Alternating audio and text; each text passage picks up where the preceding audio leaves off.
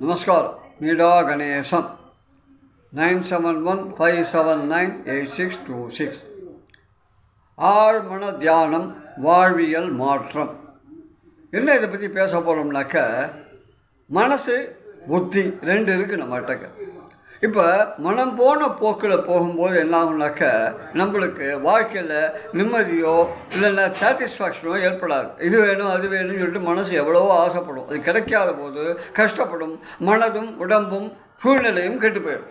அதே அந்த மனசை கட்டுப்படுத்தி புத்தி வழியாக போனோம்னாக்க நம்மளால் எதையும் சாதிக்க முடியும். Conscious mind and subconscious mind அப்படின்னு சொல்லுவாங்க. சப்கான்ஷியஸ் மைண்டுங்கிறது தான் இதுமாதிரி அலபாயிருது. அது பவர்ஃபுல் தேன் கான்ஷியஸ் மைண்ட். இப்போது ராத்திரி படுத்துக்கும் போது என்ன பண்ணுறோம்னாக்க, கனவுலகளை சம்மந்தமே இல்லாமல் நம்ப முடியாத காரியங்கள்லாம் கனவுல வரும். அந்த கனவோடு சேர்ந்து நம்மளும் அந்த வாழ்ந்துகிட்டு இருப்போம். அந்த 11 மணிலேருந்து 5 மணி வரைக்கும் நம்ம என்ன பண்ணுறோங்கிறதே தெரியாது. அது ஆழ் மனசில் நம்ம மனசுக்குள்ளே இருக்கிறத வெளியே கொண்டு வருது. அதே மாதிரி தான் நம்முடைய பழைய காலத்தில் நம்மளால் செய்யக்கூடிய தவறுகளும் பெரியவர்கள் செய்த தவறுமே நம்மளை சில சமயங்களில் பாதிக்கும். இப்போ நம்ம குழந்தைகளுக்கு சொல்லிக் கொடுக்கும்போது என்ன செய்யணும்னாக்கா, இந்த காலத்து பசங்க நிறைய சம்பாதிக்கிறாங்க, படிக்கிறாங்க, சம்பாதிச்சு பெரிய லெவலில் வர்றாங்க, சொத்து சுகம் நிறைய சேர்க்குறாங்க.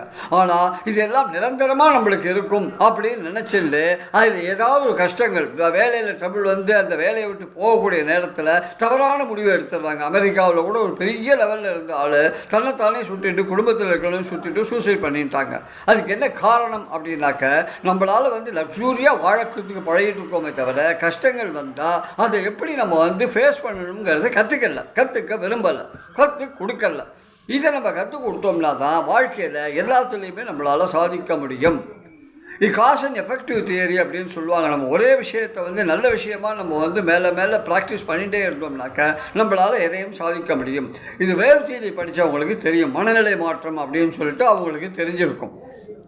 அதனால் நம்ம எந்த விஷயத்தையுமே நம்மளால் சாதிக்க முடியும். அதே நேரத்தில் மனம் போன போக்கில் போகும்போது கஷ்டங்களையும் அனுபவிக்கிறோம் போது ஆழ்நிலை தியானம் பயிற்சி ஒன்றும் இல்லை, மெஸ்மரிசம் ஹிப்னாட்டிசம்னு சொல்கிறாங்க இல்லையா, அதை மாதிரி இதுக்கும் பயிற்சிகள் கொடுக்கும் பொழுது நம்முடைய மனசை ஒருநிலைப்படுத்தி நம்ம நினச்சதை நடத்திக்கக்கூடிய அளவுக்கு நம்மளால் செய்து முடியும். பிரபஞ்சத்தில் நம்ம ஒரே விஷயத்தை சொல்லணும்னா அந்த விஷயம் நடக்கும், நடந்தே தீரும். நம்ம ஜாதகம் ஜோசியம் எதுவெல்லாம் நம்முடைய நேரங்கள் எப்படி வேணாலும் இருக்கலாம். ஆனால் எதையுமே நம்முடைய முயற்சியினாலையும் நம்முடைய அறிவினாலையும் மாற்றிக்க முடியும் அப்படிங்கிறது இதுக்கு எழுதினதை மாற்ற முடியாது. ஆனால் நம்மளால் அதுலேருந்து வெளிவர முடியும். அதனால் ஆழ்நிலை தியானம் செய்யும்போது அது எப்படி பண்ணணும், எதுக்காக பண்ணணும், எப்படியெல்லாம் பண்ணினாக்க நம்ம வாழ்க்கையில் முன்னேறலாம்ங்கிறத பற்றி நான் சில பயிற்சிகள் கொடுத்துருக்கேன். என்னை கான்டாக்ட் பண்ணிங்கன்னாக்கா அதுக்கான வழிகளை நான் சொல்லிக் கொடுக்க முடியும். வாழ்க வளமுடன்.